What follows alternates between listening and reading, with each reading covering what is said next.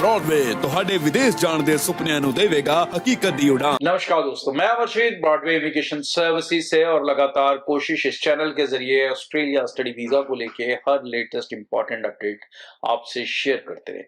So students अब सोच रहे हैं कि जो इतना बड़ा रिफ्यूजल जनवरी फरवरी में हुआ और लेवल 3 लेवल 2 की स्टोरियां चलती रही, तो अब इसके बीच में जो आगे आने वाला इनटेक है जून, उसके अंदर ऑस्ट्रेलिया में कैसे प्रोफाइल्स जाएंगे। अब सबसे पहले मैं बता दूं कि जब आप प्रोफाइल चेक करते हो तो सबसे बड़ी मिस्टेक आप वहीं पे करते हो।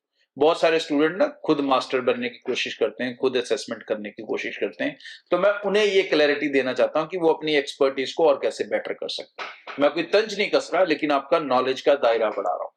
सबसे पहली बात, स्टूडेंट का अपना प्रोफाइल मतलब उसका एकेडमिक प्रोफाइल। तो मतलब आपके +2 हैं तो ईच सब्जेक्ट 60% होने चाहिए अगर यूनिवर्सिटी में जाना चाहते हैं। ईच सब्जेक्ट 60% नहीं होंगे, कोई भी लेवल 1 यूनिवर्सिटी आपको एडमिशन नहीं देने वाली। शायद कोई लेवल 2 दे दे या कोई कॉलेज में डाल दे एजेंट आपको, वो अलग बात है, उस पर बाद में बात करेंगे। दूसरी चीज है आपका आईएलटीएस पीटी का स्कोर। तो आईएलटीएस स्कोर 6 ईच चाहिए लेवल 1 यूनिवर्सिटी के लिए। पीटी स्कोर कम चल जाता है, वो आप 52 53 के साथ भी एडमिशंस ले सकते हैं यूजी स्टूडेंट्स। पीजी वालों का ओवरऑल 55% कम से कम चाहिए, कई यूनिवर्सिटीज आपसे 60% भी मांगेगी। आईएलटीएस स्कोर 6.5 और 6 ईच कम से कम चाहिए। बैकलॉग्स 2-3 से ज्यादा नहीं चल सकती, गैप 3-4 साल से ज्यादा नहीं चल सकता। +2 वाले का कोई गैप नहीं चलेगा, सिर्फ 2025 पास आउट चलेंगे।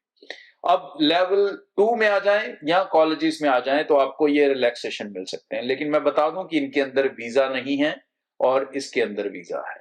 ठीक है, तो लेवल 1 में जा रहे हो तो भाई वीजा की उम्मीद कर सकते हो, लेवल 2 में जा रहे हो या कॉलेजेस में जा रहे हो तो वीजा की उम्मीद मत करो, आप सिर्फ एजेंट का घर भरोगे।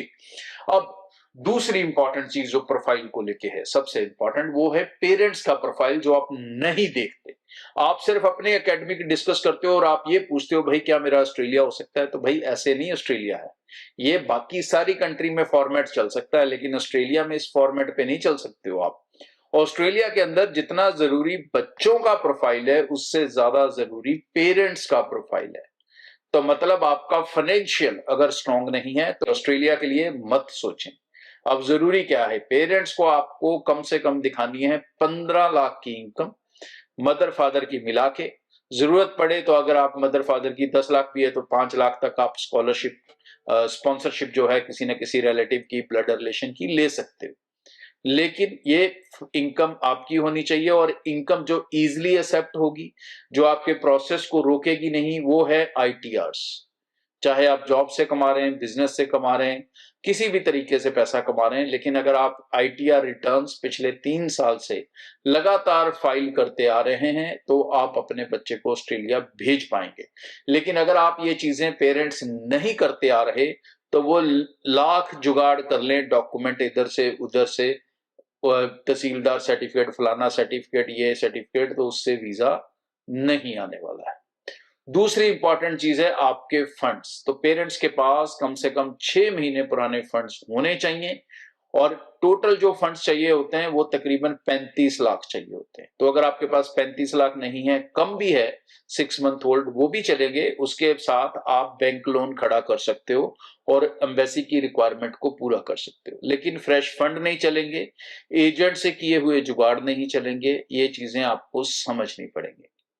ऑस्ट्रेलिया के अंदर सबसे बड़े लेवल पे जो इस समय काम चल रहा है वो है फ्रॉड का।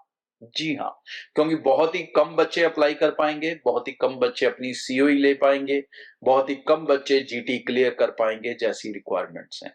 तो एजेंट्स ने खोला हुआ है एक फ्रॉड का धंधा, जहां वो हर ऑस्ट्रेलिया जाने वाले बच्चे को कहते हैं हाँ जी तेरा हो जाएगा, तेनू टेंशन लेने की लोड़ नहीं। तो भाई वो क्या कर रहे हैं, वो आपको एक ऑफर लेटर दिखाते हैं लेवल 1 यूनिवर्सिटी का, और पीछे से फाइनली जो आपकी फाइल को वो प्रोसीड करेंगे वो कॉलेज में करेंगे।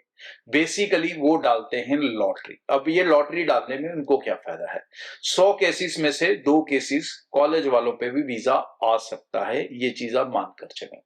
दूसरा इंपॉर्टेंट बेनिफिट है कि सबसे बड़ी जो निशानी है इस चीज की कि वो आपको साथ फ्रॉड कर रहे हैं, एम्बेसी फीस वो आपसे लेंगे। दूसरी चीज, फंड के पैसे पहले लेंगे। तो उन्होंने फंड से भी कमा लिया, एम्बेसी फीस आपसे लेके रिस्क भी जीरो कर लिया, कॉलेज से लेटर उठाया फ्री का, फाइल लगाई, वीजा आ गया तो और 10-12 लाख आप दोगे, नहीं आया तो कोई बात नहीं भाई, 50,000 1 लाख इनकम तो आप फंड के नाम पे देके। तो ये चल रहा है, इससे बचना है नहीं बचना है, इसमें घुसना है नहीं घुसना, ये आपने सोचना है।